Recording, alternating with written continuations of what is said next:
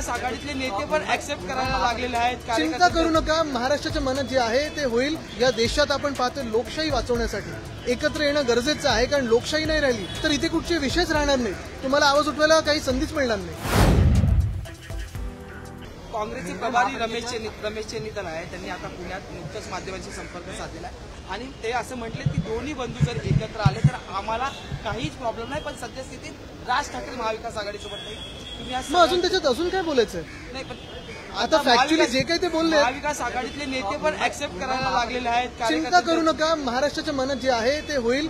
सगळे जे काही पक्ष या देशात आपण पाहतो लोकशाही वाचवण्यासाठी एकत्र येणं गरजेचं आहे, कारण लोकशाही नाही राहिली तर इथे कुठचे विषयच राहणार नाही, तुम्हाला आवाज उठवायला काही संधीच मिळणार नाही। मुंबई महापालिकेच्या शाळेचे विषय समोर येत आहेत। पुण्यातील शाळा या शाळेची इमारत मोडकळीस आलेली आहे म्हणून विद्यार्थी घरी बसलेले आहेत। पालकांची अशी मागणी आहे की आम्हाला लवकरात लवकर। विशालजी, आपण मला अजून एका शाळेचा तसाच विषय पाठवला होता, तो देखील आम्ही घेतला होता।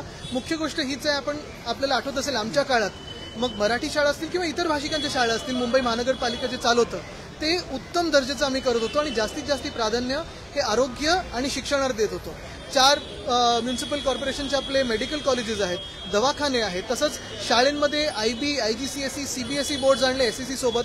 10वी पर्यंत मराठी अनिवार्य करून देखील, आणि हे सगळं होत असताना गेल्या 2-3 वर्षामध्ये सरकार पडल्यानंतर ही सगळी यंत्रणा कशी कोलमडून पडलेली आहे हे आपल्याला दिसतंय। मुख्य गोष्ट हीच आहे की एखादी इमारत दुरुस्त करायची की प्रायव्हेट कोणाच्या घशात घालायची हा निर्णय आयुक्तांना बिलकुलही नाही, त्यांना अधिकार नाही। मुंबई महानगरपालिकेची निवडणूक झाल्यानंतर लोकप्रतिनिधी आल्यानंतर हे सगळं ठरवलं जाईल आणि मुंबई हिताचं ठरवलं। मराठी एकीकरण समितीचे उद्या आंदोलन कबूतरखान्याजवळ होणार आहे। खरं तर ज्यावेळेस शिवसेना किंवा कोणीही आंदोलन करतं तेव्हा गुन्हे दाखल केले जातात। जैन धर्मियांनी आंदोलन केलं, चाकू हातात। आमचं म्हणणं एवढंच आहे, तिकडचे स्थानिक जे कोण आजूबाजूचे रहिवासी आहेत त्यांचं म्हणणं देखील लक्षात घ्यावं।